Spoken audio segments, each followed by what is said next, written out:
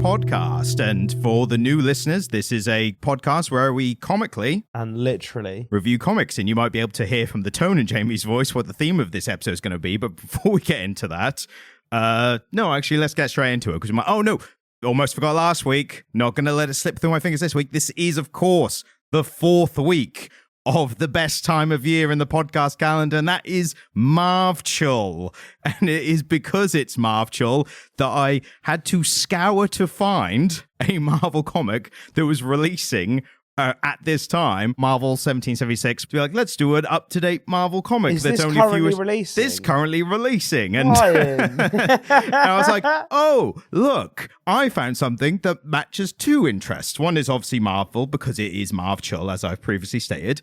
And the other is it's set in Revolutionary American War times. I thought, I know someone who's really into that period of time. Well, I'm into, like, a particular musical. It's good enough, isn't it? Yeah, I like Hamilton a lot. Who got a mention? He That's it. He got a couple of mentions, but we're going to go on to that because there was a moment where I thought he was going to get a big mention and it was going to be quite funny and a little nod on the hat, and it wasn't. But for a minute, I thought it was going to be, and I was quite excited, and then I was a little bit deflated. I wasn't deflated. Kind of the reaction to the whole comic. Well, yeah, because, like, play the music. And then I can do what I'm about to do. Well, like as he said, we've got to play the music because it is the section of the podcast which is General Thoughts.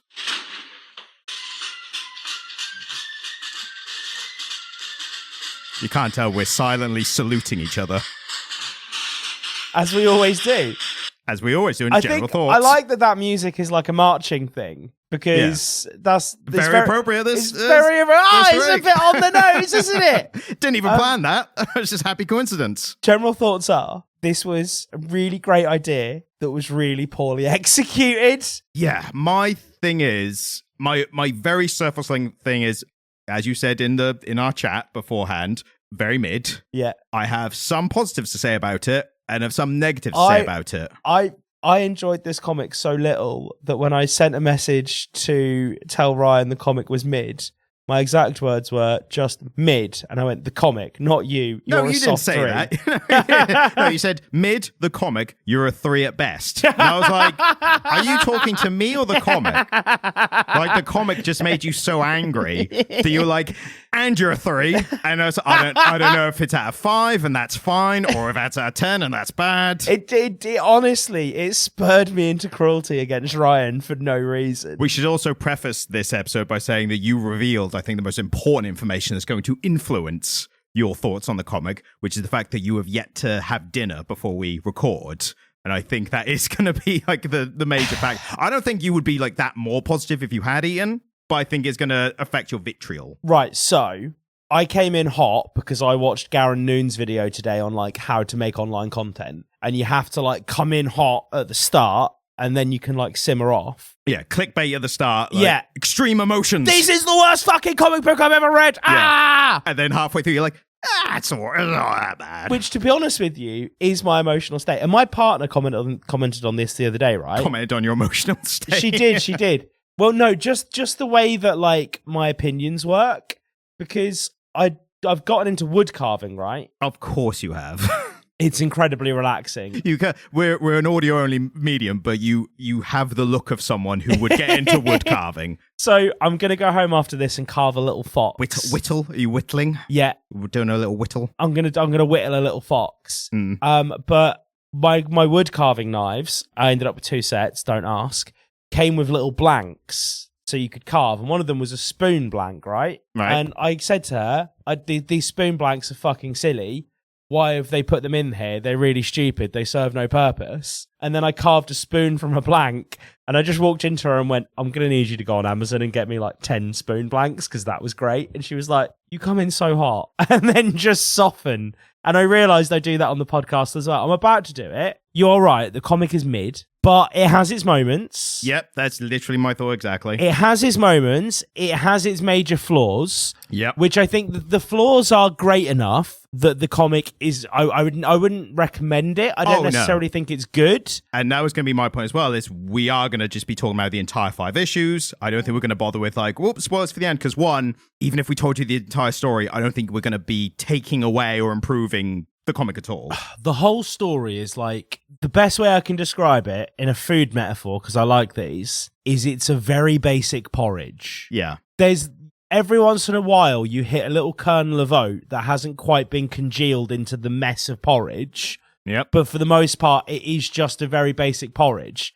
Now, there would have been things they could have done. The addition of some honey would have been great, you know? I mean, we can say that all comics, something. it's like, put a little honey in it. Like, just make it more fun, more interesting. But they were at a point in time, right? They'd set this in the olden times, Ryan. Yep. They'd set it in the olden revolutionary times, right? And so there's loads of fun to be had there. And but they had some of the fun and not all of it, right? They had a bit of fun. They had some more, earnest, like serious and emotional moments, which I was not expecting from this comic. And I liked. But then once they're done, it's like, right, back to shenanigans. Right.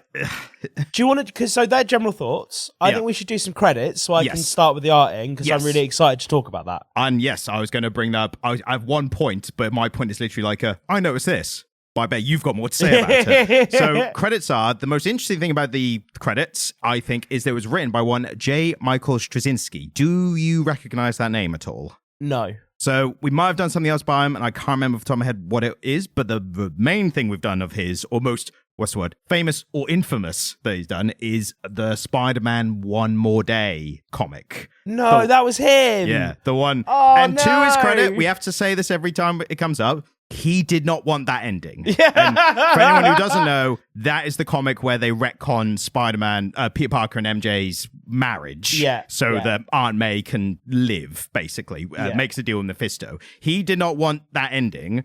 And that's why it's hated, to the point where he threatened to sue them to take his name off the credits. Yeah. Like, it was that Whereas bad. He was more than happy to have his name on the credits of this schlop. I mean, this is up his street. And always say with the One More Day episode, go back and listen to it if you want our full thoughts. But I thought it was not a bad comic before the ending. I liked it less, didn't I? Yeah, I just thought it was better than the rhetoric. It was it was certainly better. The ending was certainly a low point, wasn't it? Yes, no, exactly. But there was something in like Peter running around trying to save May's life and not being able to and that kind of stuff.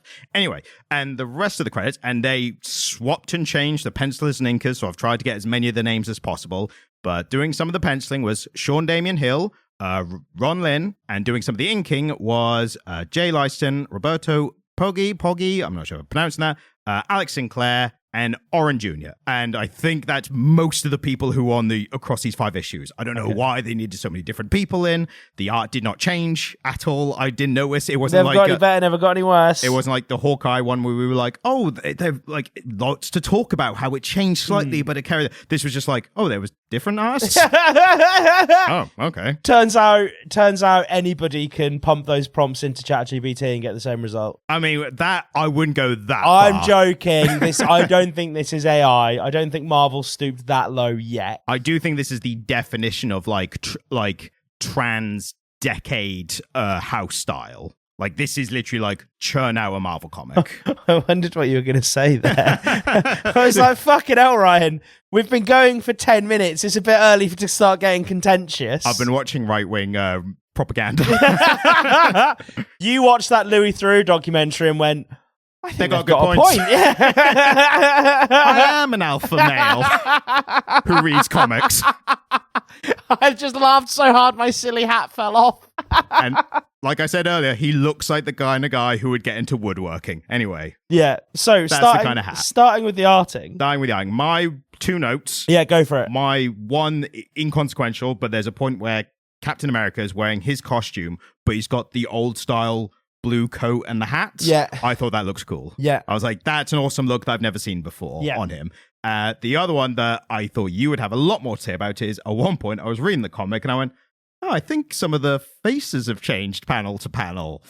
I think that's going to be a topic. 100% there were issues. But nothing that I would get so angry about these days is just like, Ben Franklin wasn't super consistent, even though he's a very recognizable face and you kind of want to get him right. Is he on the money? The American money? Not our money, obviously. Traitor to us, if anything. No, so...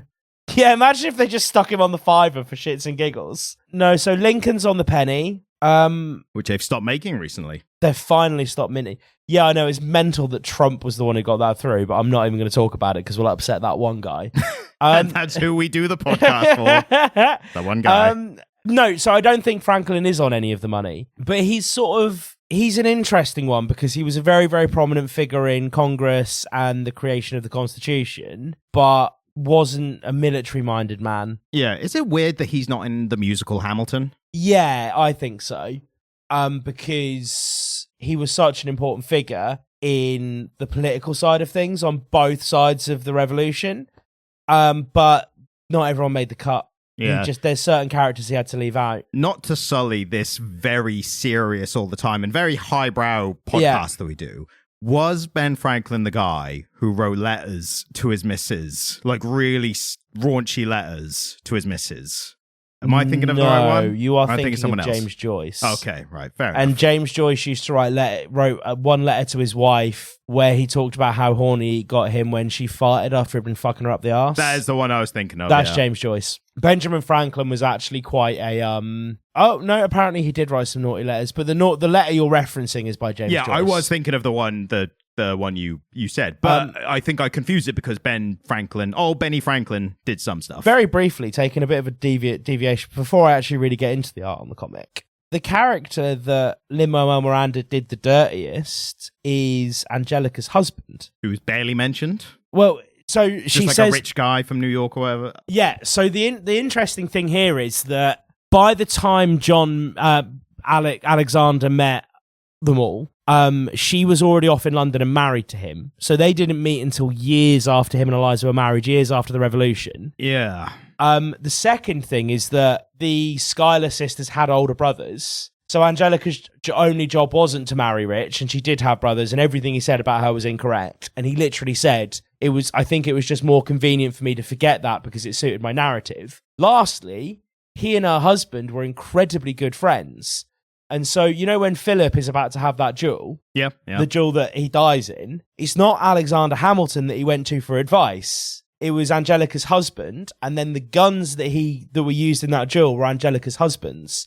And they believe they were the same guns that Hamilton went to get when he dueled with Burr. And so, like, her husband was a really important figure in all of their lives because he moved to New York after the revolution. So after the revolution, it was like, right, America's safe again. My wife's American.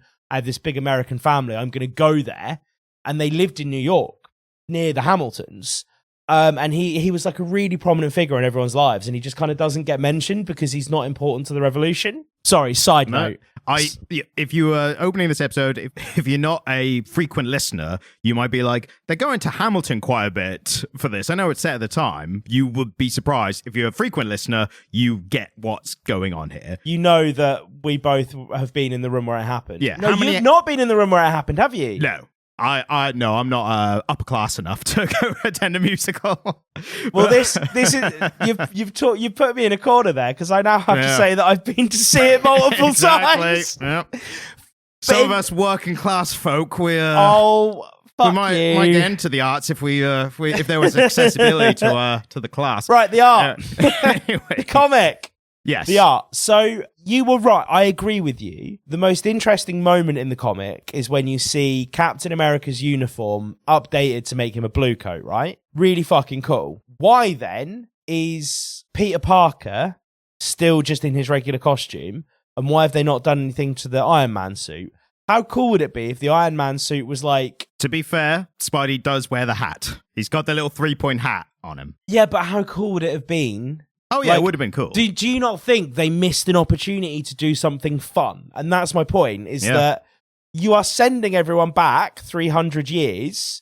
Have some bloody fun with it. You know what it is? I think you're addressing a kind of larger point beyond the art, like the entire comic, is that they almost couldn't quite decide whether they wanted to be fun with it or serious with it. Yeah. So what you get is a little bit of each, but tonally it does feel all over the place. Yeah. Like you got Cat being real serious about it, which he would, and that makes sense. But also if you're having fun with it, you could just have Cat being like a big history nerd, like, oh my God, it's George Washington. Like, yes. But they didn't do it. He's just very somber, and he's like, yes, I'm a history nerd, and I know everything that's happening here, and this is a serious time. A lot of people died. And then you've got what's the fun part is like Spidey like, I'm wearing the hat. Like, you got both of those in this comic. Well, it's when Spidey starts taking the piss out of Benedict Arnold. Yes. And Ben Arnold is a bit of a joke. Yeah. In that piece of history. That's something I want to get to later, because I think that is a very interesting how they handle that. But yeah, ultimately, I just think you are right. This is emblematic of a wider issue with this comic where they couldn't choose what was going to be happening tonally.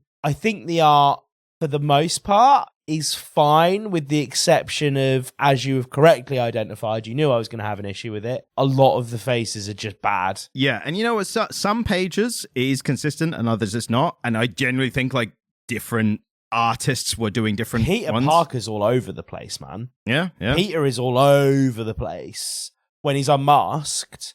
As is Strange, even though all of that happens in the same issue, grouped together. Yeah. Strange is all over the shop. Ben Franklin's fucking hair changes color a couple times. Yeah. Like Ben Franklin's hair, even though it's all set largely at the same time, they can't decide whether Ben Franklin's hair is like white or like dark grey. Some pages just have a lot more detail than others. Like, which makes sense, right? That happens, doesn't it? But like, I mean, an entire page of different panels. Like, there's a lot of line work. There's an extra line work on certain pages, and then you get to another page, and it's consistently like a lot less line work. Yeah, it's just very inconsistent. And again, it might be more consistent to people who aren't like us, who are like reading it to review. Like, if you were just like, I'm just reading the story, and you might not notice. Yeah, I often think that. I often wonder about that. How much of this is noticeable without that microscope being placed on it? But then again, that's our purpose for doing this, though, isn't True. it? And stuff like that, like I found before kind of like thinking analytically about anything, like films or TV or whatever. I've never thought analytically in my life.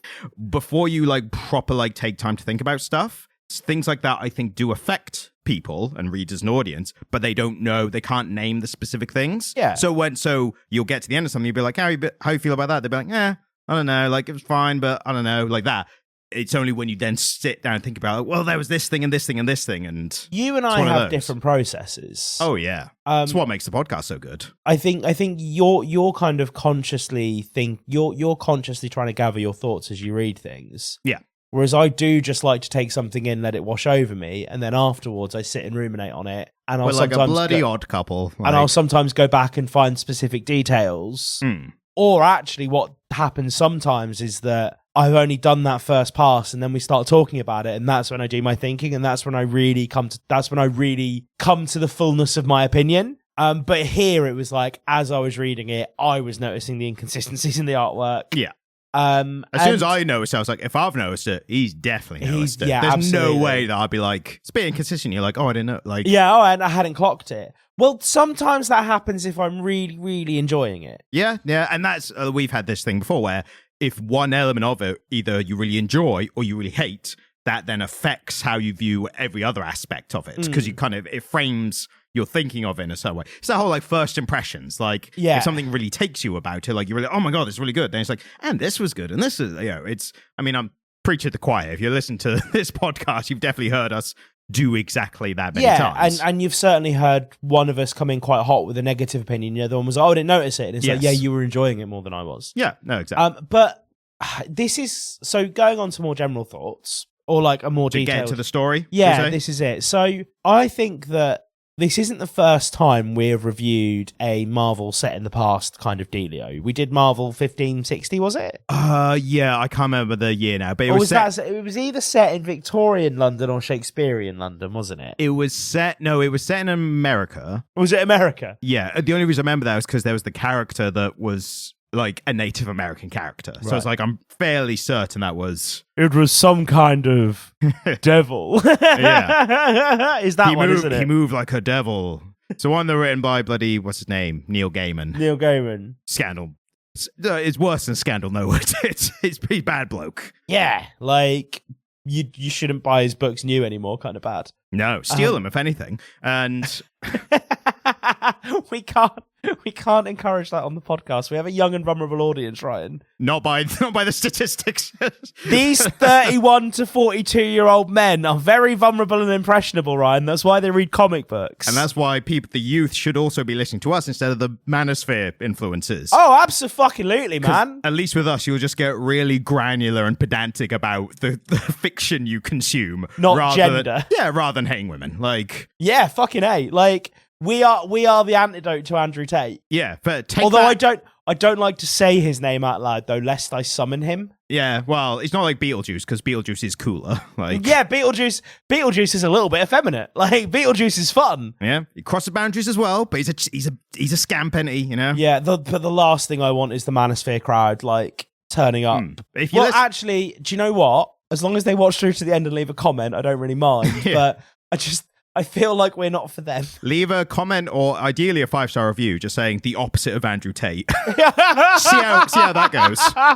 No, don't fucking summon him. Because what we do is we take that inner anger that we all have, and we show you how to direct it into fictional characters, because you can't hurt their feelings. I like hanging out in our fun little corner of the internet where we talk about comic books. To be honest with you, a corner of the internet that we're trying to craft. Yeah. Because I discovered recently that the general kind of narrative, or I had an in-person IRL conversation with another human being about comic books, and the way that they talked about comic books was very different to the way that we talk about comic books. And I was like, oh. I mean, that was kind of the impetus for my idea for starting this, and what I thought this would be, and why I thought it was good for us to do it, was like the kind of discussion of comics that I want to have. I don't see it anywhere else on the internet. So I was like, let's fill that void. Let's make it. Let's be really angry and granular fictional characters. Yeah. Anyway. So these fictional characters, the Do you general want to tell us story. what the story is? Yeah. So there is a sorceress Yeah.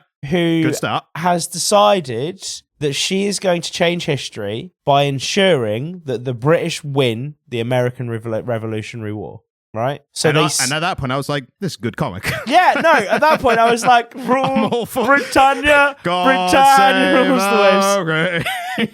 Yeah. And there was a right. We'll get into that later. Close the comic there and there. Go 10 out of 10. 10 5 out of 10. stars. Fucking British Empire. Don't want to know how it goes. I left Hamilton before the big battle. I was like, I'm sure things go very well for the crown. Well, before Yorktown, Yeah. 1776. Yeah, I was like, seems fine now. So you left just after Hamilton had started stealing British cannons. As we established, I have not actually attended because I'm a man of the people, so... I mean, it's not that. Oh, you're shaming me now for not having as many disposable funds as you. Ryan, let's be honest here, buddy. You have more disposable income than I do. Well, I can't afford to go to fancy pants musicals or whatnot, so just saying on the scorecard. No, fuck off, right? You know, I claim dependence on my tax return. All right, let's do it this way. Very basic, run-of-the-mill measure of wealth, right? Yeah. How many vehicles do you own? Don't worry, we won't any further. That's just a little private joke for us. Anyway. Right, anyway. What's the story? It's a sorceress. She wants to change history. She wants to change history. So Stephen Strange sends Peter Parker, Cap, Bruce Banner, and Tony Stark back in time with another witch. And one other, can you remember who else? Clea? Yes, Clea, yeah. To prevent it. Yep. And they all go their separate ways and do their own separate jobs. So Tony Stark goes and meets Ben Franklin and tries to convince him to get all of the Continental Congress to evacuate Philly for some reason. Basically, Tony Stark's like, you're an inventor, I'm an inventor, let's talk. Their conversation is my favourite bit of the whole comic. We'll get into that. And then Cap and Peter Parker go to meet Benedict Arnold to try and encourage him to fucking... Move the troops like ahead something? Yeah, it's Cap just walks up to him and he's like, you're just like your country. You're young, scrappy, and hungry, and I need you to not throw away your shot. I think he had more interesting and dialogue than that, I'd say. Cap almost kind of gave a Gettysburg Address, didn't he, at the end? Yes. But he basically, they're there kind of like helping Benedict Arnold with the military side. And then the witch is fighting the other witch. Yep. And the Hulk is just hulking out and doing his thing, fighting a bunch of big monsters. Yeah, basically. I mean, to sum up the entire 5 issues, I think that is the broadest strokes. Yes. Yeah, that's the broadest strokes for, What is interesting, so two things that I need to address. One is, this might be a clue as to what the kind of thinking and effort going into this comic was. Because on the front issue, the cover of the first 2 issues has all the characters who are going back in time, plus Cyclops from the X-Men and Sue Storm from the Fantastic Four, right? And it also has George Washington, who we don't see. Well, exactly. And Alexander Hamilton. And there's Washington and Hamilton we don't see either. We don't see Sue Storm. We don't see Cyclops. Yeah, and I'll give them Washington because I think that's just general, like, revolutionary times. George Washington, you know what it's about. Like, I'll forgive that. Yeah. But the fact that they were like, a bunch, Marvel's greatest heroes are going back in time and fighting in the Revolutionary War. It's like, there's a bunch of them. We haven't even confirmed which ones it'll actually be yet. Yes, because we've had a resolution. Are they making any more of this after 5 issues? No, it's so one and Sue done. Storm and Cyclops just aren't in it. Well, they stop appearing the after the 3rd cover. So the first 2 covers, my speculation, they made the covers first. They were like, we're doing this. Straczynski's writing it. Here's some covers. Get hyped, kind of thing. And then once Straczynski wrote it, they're like, "Oh, you didn't put Cyclops to Sue Storm," and he was like, "No, was I supposed to?" It's like, don't worry about it. Yes, they were on the fucking cover we gave you, moron. I mean, they could have changed the cover once they were like actually read the comic that was about to be published. Like, maybe we should get a different one. Control, delete, Control F, remove, whatever. Like Control A, Control delete. And the thing is, even if they removed Sue Storm, they could change their minds later and be like, "Well, she's still on the cover; it's just invisible." So, well, they could have. They should have stuck the witch that they brought with her in there. Yes, like see, because Stephen Strange is there. He doesn't go back in time. Fucking stupid. But at least he's in it. At least he's in it. Do you know I hadn't noticed the cover? I hadn't looked because I don't look at covers. I just fucking crack on. I only noticed because someone on Reddit pointed it out, and it was literally like the most interesting thing about this comic is that they just did this for some reason, and who knows. Anyway, the other point I was going to make is I was trying to work out why there was time travel in this at all, right? And I literally reread it, and I was kind of like, why? Is because the general thing is Benjamin Franklin is like, there's a sorcerer on the other side, and she's changed the tide, and it's like a year then removed. It's like, I'm gonna find a sorcerer to help. Like best thing you could do in that scenario, right? Yeah. Sorcerer's like, I can't really help, but I can send your ghost in time, and you can get someone else's help. Yeah. And Ben's like, all right, fine, like cross the Rubicon here, let's go. And he goes forward in time, wakes up Doctor Strange. Also, Ghost Ben Franklin is a bit from the 2013 Deadpool comic when Deadpool has to fight all the zombified ex-presidents. Yes. Benjamin Franklin is the founding father who was an ex-president, so he's a ghost who's helping Deadpool. Yeah. So it reminded me of a better comic, which is not great when you're reading a comic. But I was trying to work out what's the time travel for, right? And then, because if something happened to us now, right? Some mystical shit and a sorcerer was fucking shit up right now, right? We wouldn't be like, we have to time travel. Like, the first, it would be like, well, who's in this time that could help us, right? And he does that maybe to an extent. But then when that person's like, you need to time travel, it's like, is there no one else?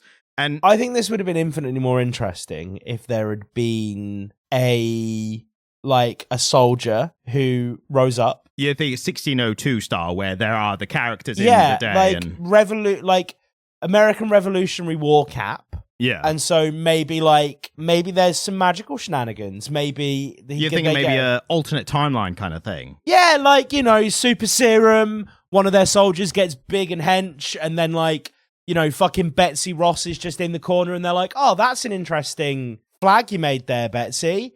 Maybe we should put that on our new, super hench, super scary soldier, and Cap emerges and you're like, oh my God, it's fucking Captain America. Yeah. And then they were just like, what if the Avengers went back in time? Well, it's not even the Avengers though, is it? Well, it's some of the Avengers. It's enough of the roster that I'd call it the Avengers. Does that mean that Peter Parker's now officially an Avenger. Yeah, he's been in the Avengers. He's been in and out of the Avengers Avenger for Jason. years, though, hasn't he? Yeah. He's an Avenger, but he's also like quite young and poor. So they're like, yeah, well, when we need you, we'll call you. He's like he's the freelancer. It's like, we're not quite prepared to employ you and give you the benefits, but when we need you, we'll pay you hourly rate. So dystopian, isn't it? Even the Avengers can't afford to pay Peter Parker's healthcare. No, it's not they can't afford it, so they choose not to afford it. That's big very difference. true. So I just thought it was funny that he had to go through time. Side note, but they are happy to pay for whatever fucking medical bills Hulk creates. Oh yeah, of course. And property damage, obviously. Yeah, Yeah. The property damage, if they just got rid of Banner and just left him to do his thing, they could have like 4 more Avengers. That actually becomes somewhat of a plot point in the first Spider-Man film in the MCU, because you've got the damage control who are like making money off the damage, and then Tony Stark's like, actually we'll pay for it, but he fucks over, what's his name? Adrian Toomes, I think is Vulture, basically. So they did work that in, somewhat in the MCU, which is quite interesting. Economics of the Avengers. Tony Stark creating another villain for himself. What are the odds? But yeah, I thought it was interesting that he had to time travel, because I thought, because they make a point, it's like, you need the Sorcerer Supreme of the future. And it's like, what about the Sorcerer Supreme at this time? So I did a little bit of research. I was like, because the Sorcerer Supreme is a title that's in the MCU has been around, in Marvel universe, has been around for thousands of years. Yeah. So I was like, who was the Sorcerer Supreme at this time? In the 18th helped, century. right? So I did a bit of research. At the time, and it's very rough goings with the times and whatnot, but at the time of this, when it's happening, most likely the Sorcerer Supreme was Sir Isaac Newton. In the Marvel comics, he didn't die in the early 1800s, but he faked his death because he was actually he became a sorcerer because he's so intelligent. Led the Brotherhood of the Shield, I think they called, like a sorcerer or whatever. So I found out he was the Sorcerer Supreme at the time. I thought, well, obviously he wouldn't go for his help, because Franklin's like, Isaac, the Englishman, he's not going to help us, obviously. Yeah, he's busy in England. Imagine go through the ones like, so Isaac Newton's current one. We can't go him, he's English. All right, who's the one after that? One after that is an Apache woman. She's probably not going to help. Definitely not going to help. I don't think that's going to go help. Who's after that? Well, after that was a being known as the Ancient One. Like, okay, what nationality are they? Well, it's difficult to say, because technically they're Tibetan, but some places really cannot refer to them as that, which is why the character was changed in the Doctor Strange film. But I also imagine at that point, Benjamin Franklin hearing I don't want to speculate on him too much, but a man of the time, if he was like, they're a non-white race. I don't know if they're going to be... I'd rather die before enlisting the help of a savage. Yeah, so I think he went through Englishman... Apache woman, Tibetan man, who to him is just East Asian, and he probably wouldn't call them that. Yeah. Not that nice. It's like, after that, Doctor Strange. Oh, what nationality is he? American. Brilliant. Like, perfect. Like, there's Americans in the future? Like, obviously, we'll go for... Should we go for the American guy? Yeah, great. Is he fucking white as well? Yeah, and he's a medical doctor. Oh my God, can we time travel now? He's just there with a massive hard on, like, fucking yes. So I like the only reason that they time traveled as to the Marvel 616 racism, and like, he's English though.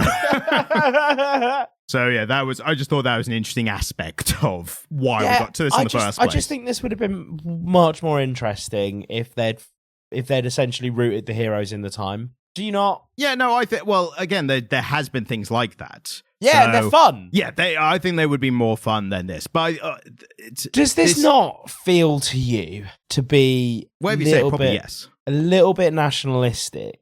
I mean, it's celebrating history, isn't it? Like, but Cap's speech at the end about America. I don't think this is produced with any kind of thought to what current affairs are happening at all. Like, I think things could be fantastic at the time, and it would have been the exact same comic. Do you think? Yeah, exactly. I don't think they paid a single thought. I think it was entirely history-based. I don't think anybody thought about anything when they wrote this. No, I think just current affairs. And like, I think this is, and we've had this conversation before, like, how is Captain America be Captain America with the current state of affairs? And it's because Captain America emboldens what's the word? He basically lives the ideals of what America should be. And that's his speech at the end, basically, isn't it? It's not, we're awesome and we're always going to be awesome. It's about, like, like picking yourself up and helping your fellow man and blah, blah, blah. He spoke about neutrality. Oh, to be fair, I probably just skimmed that, and I was like, I'm nearly done I'm with this joking. comic. I just keep referencing Hamilton. Fair enough. I'm just continually quoting from Hamilton. You say it so often in your everyday speak that I've stopped even paying attention. Not that often. Don't say you don't. No, I don't quote Hamilton constantly. Not constantly, but enough times where I start to tune out. Well, it's either that or I sing along. And if we're in public, that's just embarrassing. I reckon between us, if you were gonna, if you got like, if you were, Are you about to suggest that we start rapping? No. I'm suggesting if you saved up all of your pennies for a long, long time, Ryan. Really put them in a sock under my mattress and you socked it away. Yeah. If you didn't give the money you socked away to errant women. If I stopped spending on booze and cigarettes and takeaways and all those things that low class people spend the money on, payday loans and you saved up, I think, about £30 to go see the touring cast of Hamilton in the balcony because that's all you could afford. And they were like, "Fuck! All of the cast have gotten diphtheria. Does anybody know any of the parts? Which part would you want? Would you put your hand up and be like, oh, I can do a great Maria Reynolds or whatever?" I think the part I could do the best, the song I commit to memory is, I can't remember which one sings it, but it's the song that goes, "My name is Hamilton. I'm here to say I will save America on another day." That one. Right, okay. I think it's Hamilton's song, that actually, based on the lyrics that I just sung. I asked you a sincere question and got a very insincere answer. I don't know. I haven't thought about it that much.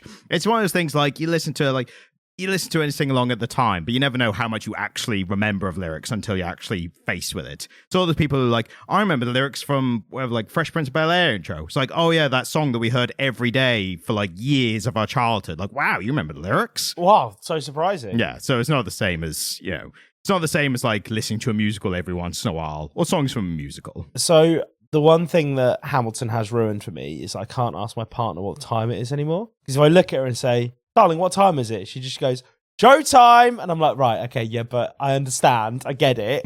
But what time is it? It's also one of the lowest remembered lines. Yeah. It's not a fame. It's not "get my shot" or whatever he says. I'm not throwing away my shot. Exactly, yeah. Gotta rise up. Exactly, yeah. It's not either of those.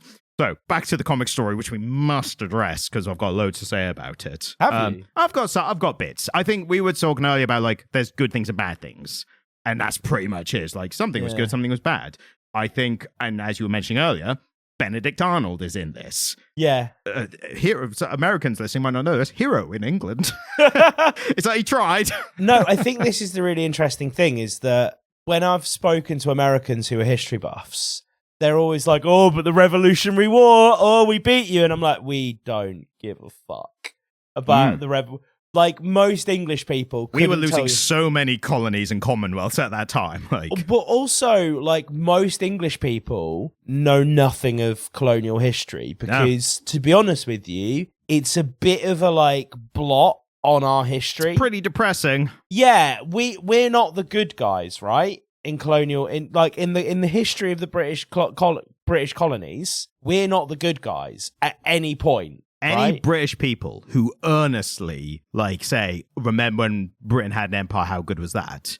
That vibe is exactly the same as for the Americans, the high school quarterback who is now working at his dad's rental car place. And it's remember when I scored that touchdown?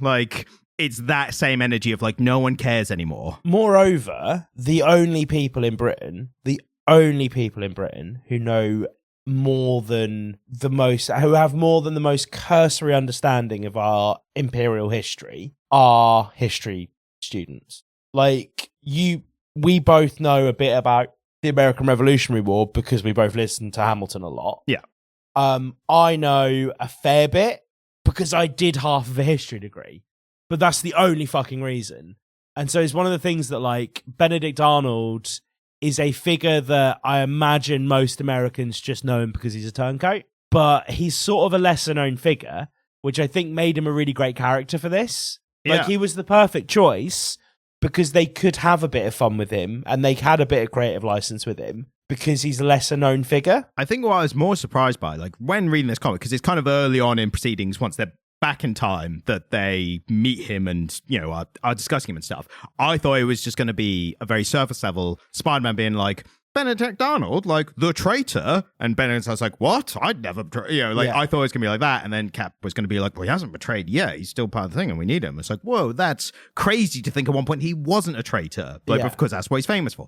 I thought it was just going to be that. Then they get into quite a nuanced discussion about, like, Spidey's like, I don't get it. Like, he seems like a really cool dude. And Captain America, like, going into quite a diatribe about, like, in fairness to Benedict Arnold. He got shot on. Yeah. And I was surprised that they went into that much nuance about, like, him as a character. And that's what I was saying. Like, it got really earnest and serious. And then later it's like, Hulk, fight a flame monster and an ice monster. I'm like, that's what, tonally, it's all over the place. Yeah, no, it was, wasn't it? And it's interesting, isn't it? Because, like, obviously, Cap would have quite an earnest relationship with the Revolutionary War and that chunk of American history. He was a kid in a candy store in this. Like, he didn't show it, but this was like, he's a massive history nerd, American history specifically. The moment he put the hat on the blue coat on, he was like, but not showing it. No, he was like, he was being very earnest, but the little boy inside him was like, it's like if I got zapped back to, like, medieval Britain and they were like, you're going to go put on some armor and fight some Welsh people, I'd be like, great. This sounds like I'd do that in modern time. Like, what? We're going to go ruin a Welsh castle? This is fantastic. Let's go. It's funny as well, because Spider-Man, like we said earlier, he puts the hat on, and that totally fits his character, because he's like bit of a jokester, and like, whoa, I'm putting on the hat. But at one point, like, Cap earnestly just like put on the coat and the hat over his costume, and at no point, like, Spidey was like, why have you done that? Like, I know why I did it, but, like, why are you doing it? Like, that's not necessary at all. Like, that you're not disguising yourself. Like, it doesn't help at all. They're not going to be like, well, he's wearing a spandex costume under it. Well, but they wouldn't know what spandex is. They'd be like, what is this? Yeah. What is this foreign material that you're wearing? And that's if they get close enough to. It just looks weird. The clothing is skin tight. Yeah. I've never seen that before. But he's like, but I'm wearing the coat and the hat, though, so got to trust me a little more. There's no rhyme or reason to it. He just does it. And, like, I think the truest reason is he was just like, this is cool. Yeah, like, I really this want is to wear this. Me. Yeah. And I like it. But yeah, I like that whole part, like, I thought was good in itself. Yeah. Like, that literal, like, few pages where they're talking about Benedict Arnold stuff is really interesting.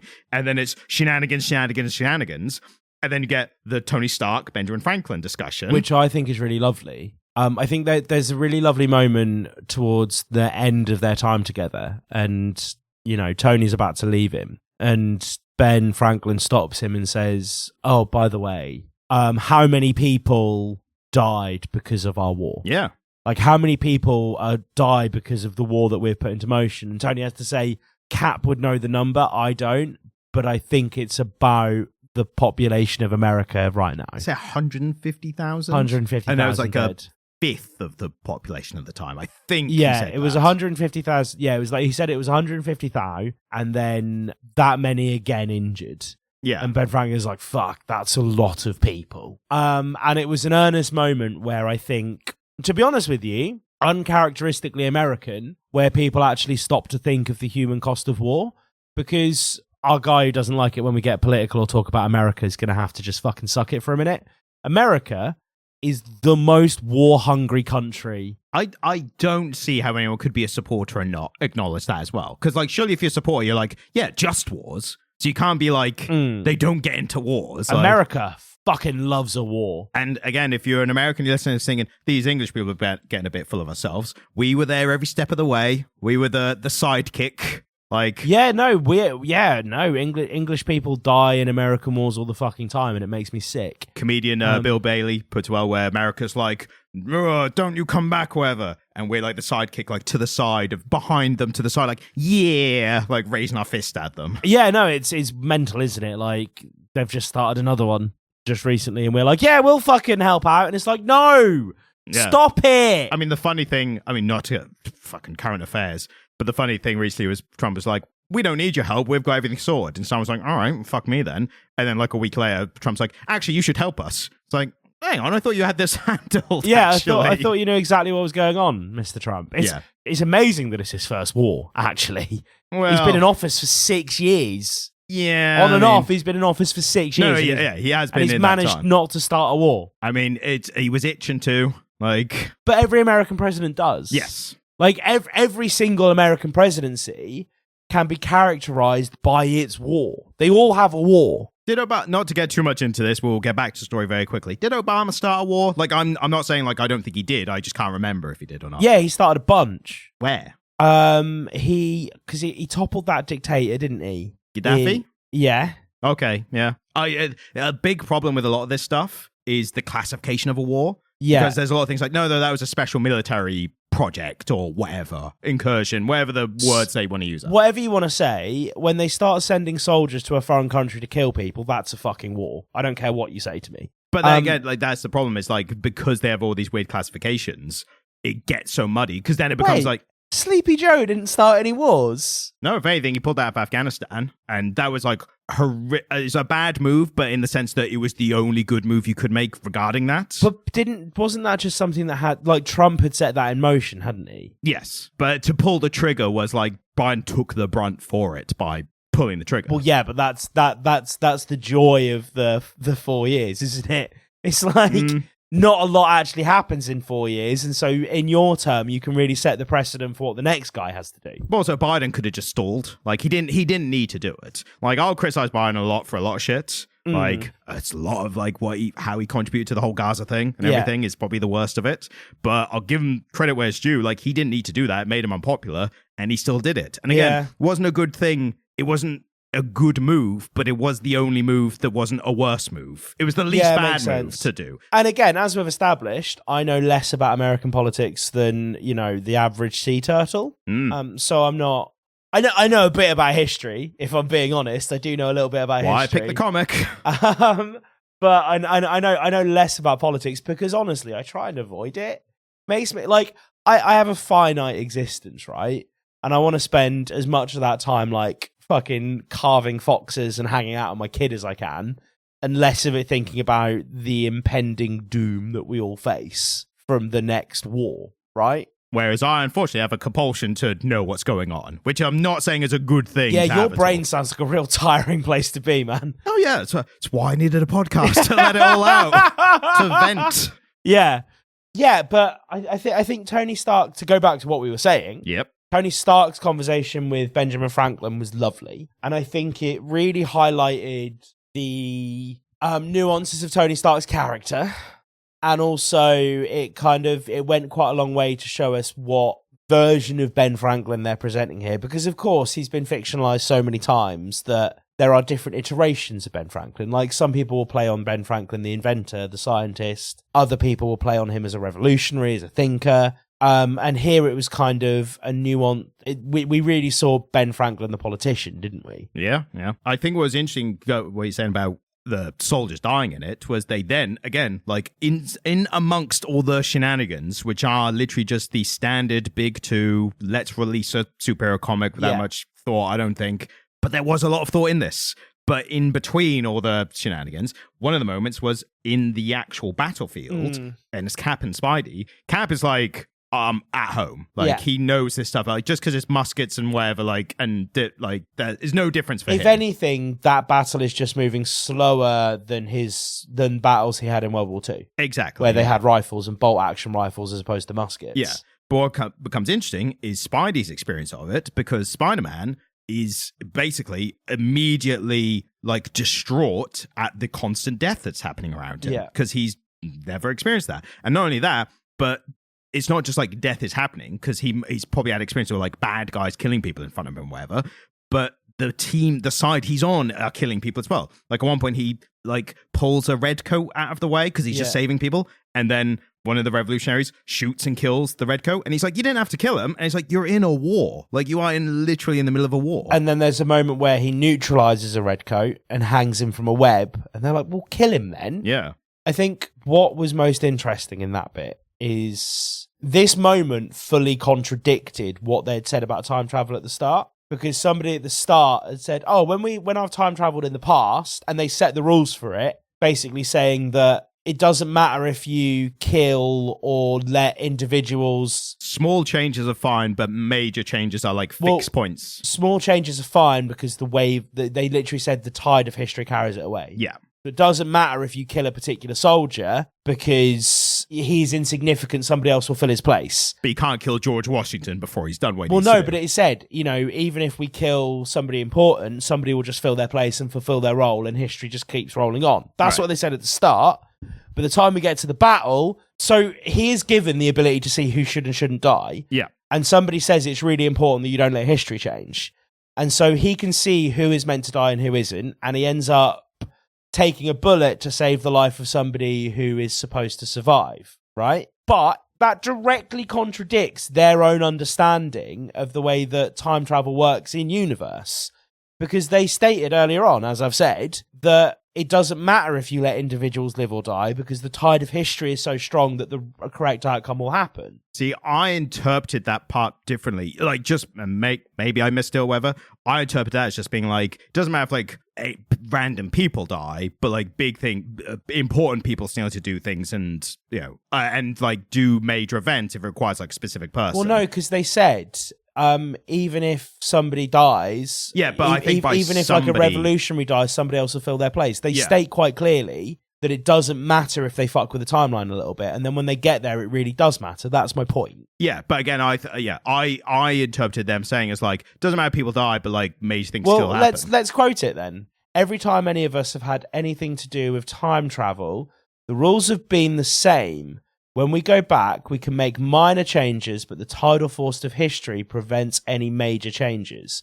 Bruce is correct. If we take out one person in a movement, someone else just comes along to replace them. Yeah, that very specifically says that if we kill one person, somebody comes along to replace them. That would stand for somebody who's important in the movement or not. They didn't say somebody important, they said somebody. I interpreted that. I think when I was reading it, I just interpreted someone as like, doesn't matter if like a random person gets killed, but with the caveat of like, but certain people do specific things.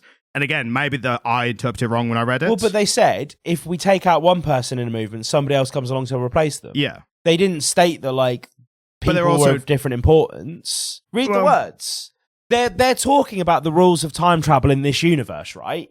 They quite clearly state it doesn't matter if they kill people because somebody else will just fill their place. And when they get there, suddenly it is of imperative importance. That's my point. Yeah, I think it's a huge contradiction. I think I just inferred that they were talking about like, it doesn't matter if you like, what's the old thing? Like step on a fly in the past and then everything changes, and saying that it's not that. Well, that's 100% the way that time travel's usually done, isn't it? Yes. And that's the thing. They have said here that it isn't that, and then they've got there, and then they're like, but it is, by the way. Yeah. Dumb. I mean, it may like obviously I think they very poorly explained it at this point. Yeah. Like you've gone by the little bit they've given the star, and then they've contradicted that later, which I think is a fair criticism. I didn't get the same messaging when I read that same part. Yeah. So I didn't notice the later part. But I think that's more poorly explaining it at the beginning. If they were trying to be any kind of consistency across the 5 issues that they wrote. How is it that hard to be consistent over 100 pages of content? I know. Ryan?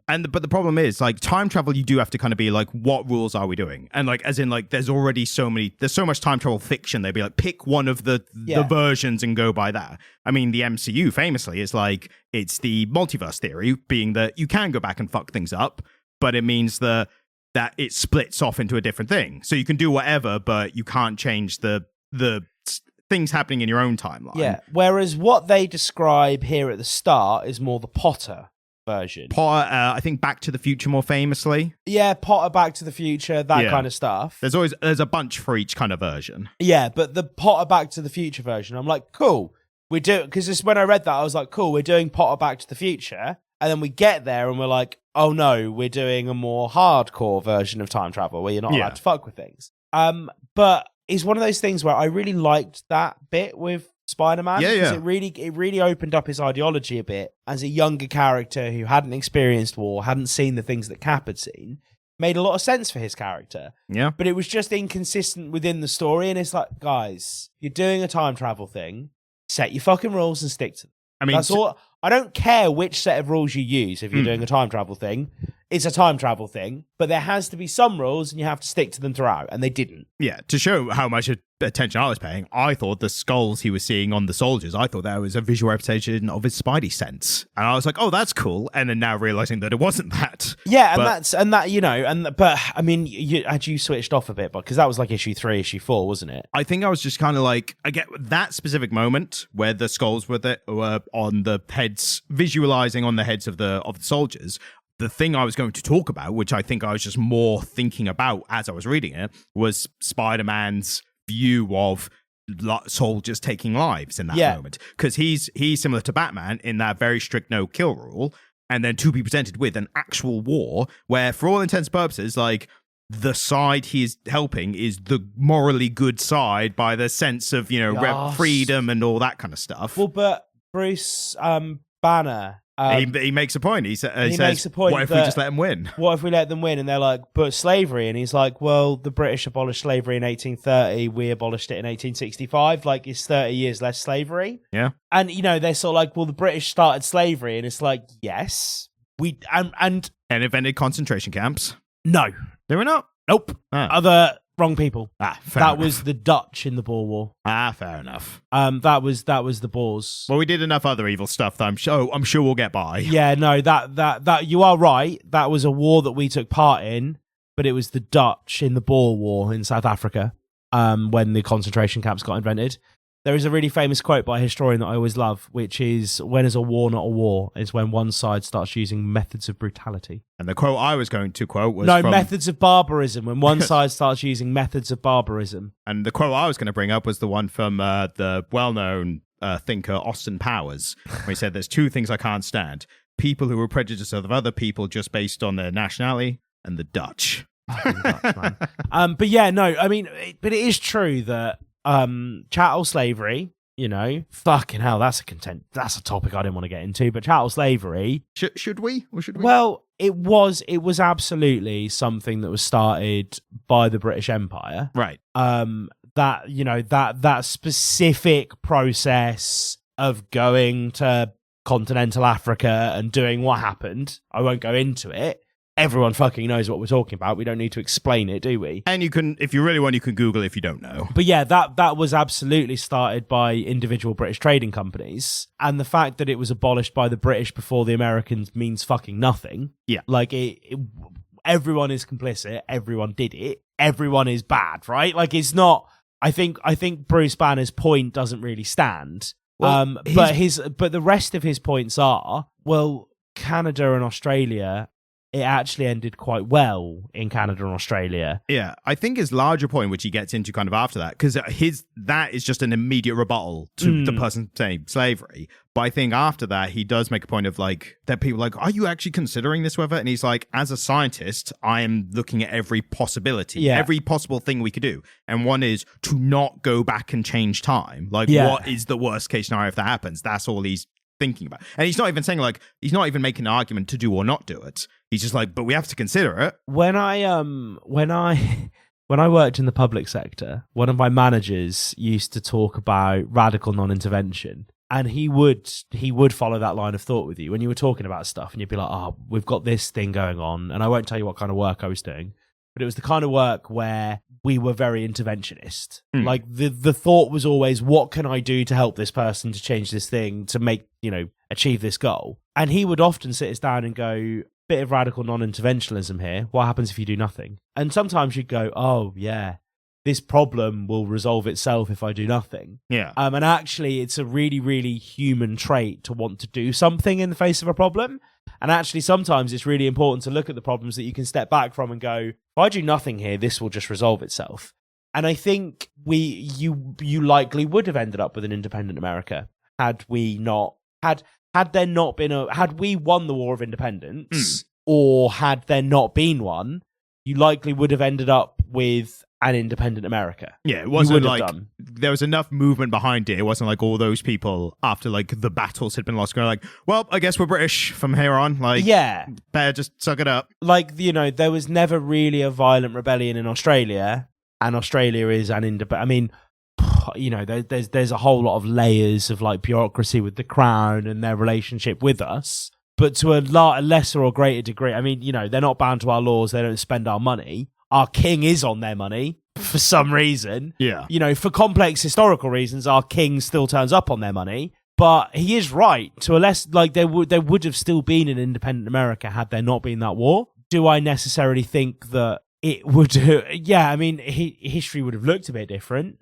So I can see where Banner was coming from. I'm just surprised in a comic like this they went to that degree of thought. And it's like, again, something to say for Straczynski and his writing. Like, he does interesting stuff. Yeah. Like, I've not read anything by him. I've not read much by him, but I haven't read anything by him yet that I'm kind of like, this was great all over. But there's still pockets of, like, there's some good stuff in there. We should do a bit of research and see what the most well-regarded comic he's done is. Oh, yeah, and see if it's any good. We've got a long list of things like that. Like, we need to read some of the best art by Frank Miller to like really get a good gauge on that. Before we get tangent too much, I think the only other points I want to make was because we're over about an hour or so now already in the episode. Didn't think we'd get as much out of this episode, but I think most of it was about like history and there's a full 20 minutes of Hamilton content you could rip out of it if you wanted to. I mean, we'll see when we get to the editing, but you'll know if you listen to this. I don't remember the Hamilton comment. It was cut. That's how you know. But the thing with Spider-Man, the only other interesting to me, we'll see how you think about it, but his thing of like the no kill policy and anything,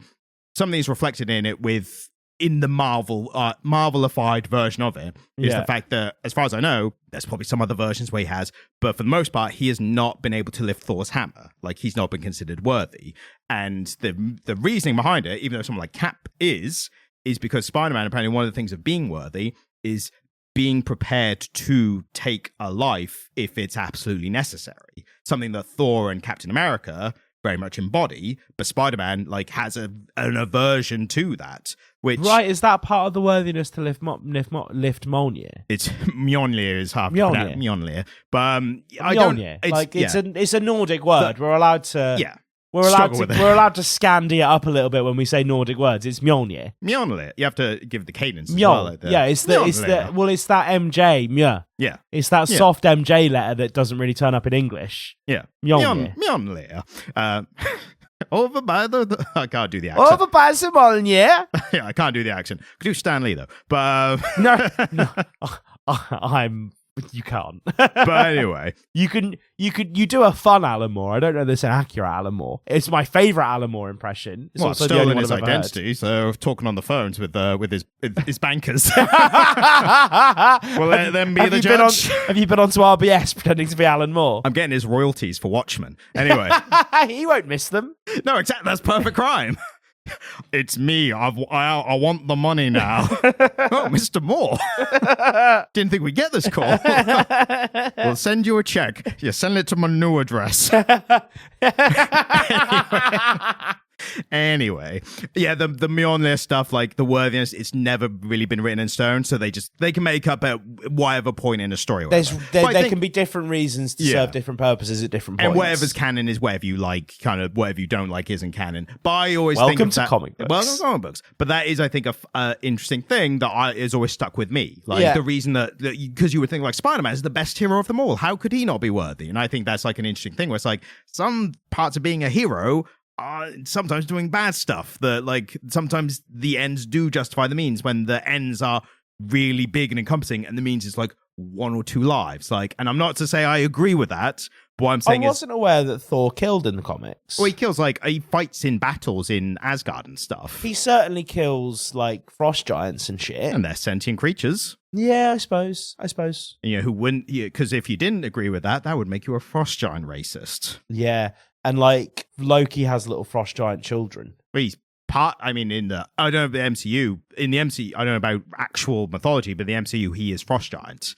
But he was raised by Odin to pretending he was Asgardian. That's bollocks. Yeah. He's true for the MCU though. Well, his in the actual Prose Edda, his parentage is of question. He's Loki, son of Lofi, and he is Asgardian, but he has children with a frost giant, and that's where we get Fenrir the Wolf. Yep. Hel, who shepherds the unworthy dead to Niflheim, and Jormungand the World Serpent.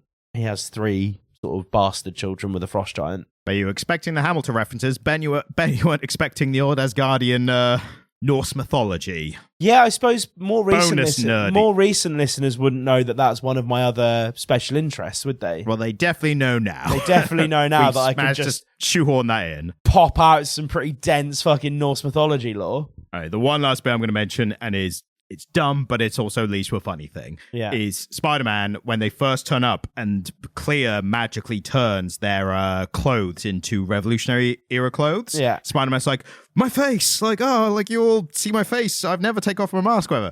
And Rogers is like, we don't know who you are. Like, are you famous? Yeah. He's like, do you know who I am? It's like, yeah, you're Steve Rogers. It's like, that's the point. Like, I am famous. People know who I am. People don't know. We don't know who you are. You're a kid. Like, just chill. It was funny because it reminded me of there is an episode of the Justice League cartoon where the plot of the episode is basically somehow Lex Luthor and the Flash swap bodies. Okay. Can't remember how, but it just happens. And it leads to shenanigans. Of course it does. Standard comic books. But what's funny is they do actually play it for some laughs in the episode. So it's funny because at one point the Flash is in Lex Luthor's body and he like realizes he's in like the Legion of Doom's toilets or whatever. Right. Looking in the mirror, he's like, I'm Lex Luthor, like this is crazy. And he's like, oh, God, can't let anyone find out I'm actually the Flash. And he walks. Is this Barry Allen just panicking? No, like it's he does? it's Wally West actually. Oh, okay. Yeah, the redhead Flash. Because Barry Allen just. Well, the only time I've seen him in a stressful situation, he just flaps around going, oh, you're my mum, oh, you're my girlfriend, no one recognises me. Or he goes, time travel. Where's my fucking cosmic treadmill? So no, it's Wally West, luckily, the red-headed Flash. Yeah, so, the red-headed step Flash. Some people's favourites, actually. But he leaves the toilets, and there's another villain, like, going in as he's coming out, and he's like, hey, do you wash your hands? And the Flash pretending to be Lex Luthor goes, no, because I'm evil. And the other guy's like, what? Yeah, we're all evil here. But we care about basic hygiene. We're also hygienic. And then the other funny thing is Lex Luthor in the Flash's body is on the Justice League Watchtower. And he's like, oh my God, I'm in the Flash's body. Like, I've got his powers. I could do whatever I want. It's like, but the first thing I'm going to do, and he goes to the toilet, he's like, I'm going to lift the mask. I'm going to find out who the Flash is. And he pulls the mask up, looks in the mirror, and goes, I have no idea who that is. It's like, yeah, of course. Yeah. Not everyone's like Bruce Wayne. He's just a guy. Yeah, famous journalist Clark Kent. Like, sometimes they're just guys. Yeah. Sometimes they're just people. Anyway, it reminded me of that funny moment. Wonderful. Yeah. So, there's much we can say for Marvel 1776 without getting into 76 or 77? 76, isn't it? But a lot of it takes place in 77. 1776. But a lot of it takes place in 77. It does, yeah, but it starts in 76. So, do you think that was just the marketing of like, no one knows 77? It has to be 76. Yeah, well, yeah, absolutely, yeah. Of course. Again, and they were like, and it has to have Cyclops and Sue Storm on the front as well. It has to have those three things, even though they're not accurate to the story, because God knows. Absolutely. We're not going to sell a copy if we don't do those three things. And they barely did, right? I have no idea. I haven't even looked into it. Could have been the most famous. I don't know. We won't know till we get the sales. Yep. Let's go to comment corner just before the end. We've only got 2 funny comments, which I thought were worth mentioning. Are any of them people angry at us? Well, so one of them, I got the notification, and I saw the notification like right before I was about to go to bed. I saw the notification. I was like, oh, is this going to be another comment that's angry at the two of us for stuff we may or may not have said, and is it gonna like affect me and get in my mind, and I'm gonna be thinking about while I'm trying to sleep. I read the comment, I was like, phew, thank God. They are angry, but just at you, not at me. So I slept soundly. Oh, what did I do? Can I read it then? Can I read it? It's not that angry. It's a bit of fun. I'm gonna read it. Yeah. So it's from the episode where we did the Marvel versus DC. So it's the one where we got the same character, copycat characters from either side, and you picked one to get rid of and one to keep. You gave Green Arrow... right, 1 minute. Green Arrow? Green Arrow? I'm going to read this in the voice I reserve when I'm impersonating Queen Elizabeth II. Okay. Bear in mind... She's a fan.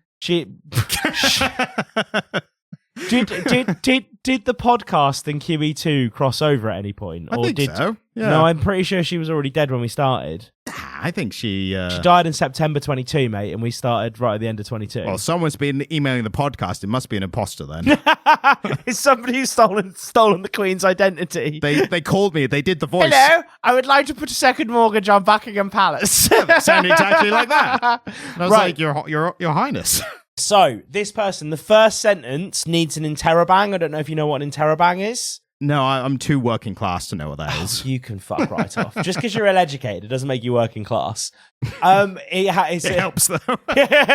You don't need to be ill-educated to work. An interrobang is a question mark around an exclamation mark. It's both. Okay. It's a punctuation mark that never caught on that I love that should have caught on. Anyway. Yeah, that's very working class. It's very working class of me. You gave Green Arrow the snap. How dare you? You're basically doing, was it King George from Hamilton? Yes. Yeah. You guys need to read a GA book. Longbow Hunters, Quiver, Jeff Lemire's Run. I mean, fuck. He shot an arrow 1/2 mile through raging winds through the head of an undead Aquaman while he was controlling a kraken. I love your podcast, but I'm not sure I can keep listening. In brackets, I'm going to keep listening. Is it the way you say it there is very cheeky. It's like, I'm going to keep listening. Well, it's because they're clearly American. We don't know that. Yeah, no, yeah. You just assume everyone's American without. I'm sorry. I'm gonna keep listening. That's not a British person. I say gonna. Yeah, but you're basically an American. Yeah, also working class. So maybe it's you keep shilling this working class shit. Like, maybe at your level in your circles you say going to every time, but some of us ain't got the time to use the two words. We use the conjunction, the slang conjunction. So some of us just the people of the soil or whatever the term is, salt of the earth. That's the one. I don't like this narrative you're shilling. What I don't know what a narrative is. Oh, fuck off. I mean, you don't, but... Well, exactly. Proves my point. Right. I just thought it was interesting because, to be fair, we haven't read much Green Arrow, and maybe there is some great stuff. Although we are, and I say we, like I'm just assuming you are as well, we are looking forward to Absolute Green Arrow when that comes out. Yeah. Because the plot, do you remember? Do you know I've thought about nothing else, Ryan? Oh, yeah. Between episodes, you are just inflamed with all the thoughts of everything that happened in the last episode. Just engorged with thoughts of Green Arrow, Absolute Green Arrow. Yes. So to remind you, just to remind the listeners, yeah. you obviously already know. I definitely remember. We are looking forward to Absolute Green Arrow because the plot of it is someone is mysteriously killing off billionaires with a bow and arrow. No, that actually sounds really good. But you already knew that. Yeah. No, I've been engorged. You're just with the thought of expressing it. your enthusiasm for it again. My continued enthusiasm. Yeah. So maybe, hopefully, in my the future, sustained enthusiasm and sincere. Hopefully, we'll get around to some of the better runs in Green Arrow's history. But at least, if you're a Green Arrow fan, we'll be doing that, and that looks like it's going to be good. So fingers crossed. Thanks for your comment, though, Peter Merkin. And the other one, Merkin's not a surname. Merkin's a pubic wig. I mean, it can be both. Clearly, or it's just their internet persona. That's funny. Or a pseudonym, as some might call. I wouldn't, because I don't know those words. Can I read the next one as well? Because I enjoyed doing the first one. Yeah, the other one was to our the Peacemaker one, where we talked a lot about the representation of autism in it. And they just said, fun fact, Dan Aykroyd is autistic too. Who's Dan Aykroyd? He's Ghostbusters. Put me on the spot now. The big things in Coneheads. He was in Blues Brothers. He's one of the Blues Brothers. The one who isn't John Belushi. Yes, Dan the Aykroyd. other one, yeah. Yes. Oh, is he autistic? Apparently, I didn't know this. Touch of the tism. But Look at that. The funny thing is, I saw the comment first, didn't realize what episode it was on, so I thought they were just commenting that on just a random episode of ours. Whether we mentioned autism or not, just to be like, by the way, this celebrity's autistic too. It's like, why are you mentioning that in response to us? I just like that you'd think it's notable that one guy's autistic. I mean, thank you, Holly Trash 7488. Also a pseudonym, probably. Also a pseudonym, yeah. a persona. Thank you for that piece of information. I will retain it. Yeah, but people are like, how do you know that? It's like, I have a list of all the autistic celebrities. I memorized. Yeah, because I too. I'm a celebrity. Anyway, yeah. That is it for this week, and has been the 4th episode of Marvchul. And I'm so fucking glad. As we say every Marvchul, if you've enjoyed Marvchul, then be sure to write in and express your joy for Marvchul and how you're looking forward to. We're never fucking doing Marvchul again. It's never happening again. But we do it every year. No, Ryan. Fuck off with your revisionist history. Oh, I'm so working class and we do Marvchill every year, governor. Fuck off. I think you'll find that despite that spot-on impression, the glib with which you said it was not unrecognised. Right, I'm going home. Well, as I said, 5th week of Marvchill. It's a 5-weeker Marvchill this year, which is obviously the best kind of Marvchill. So we're not doing more fucking tune in Marvchill. for the last week of Marvchill next week with you maybe an interesting little spin on it if the schedule allows. Anyway, thanks for listening. Peace. And thanks for listening. If you enjoyed this episode, then please subscribe to get notified of our future episodes as well. And if you're feeling particularly generous, then please leave a 5-star review on whatever podcast app you're using. If you'd like to get in contact with us, then send an email to comiclit@gmail.com. You can also watch videos by me on the Comic Stand YouTube page, which is linked in the description. Thank you, goodbye.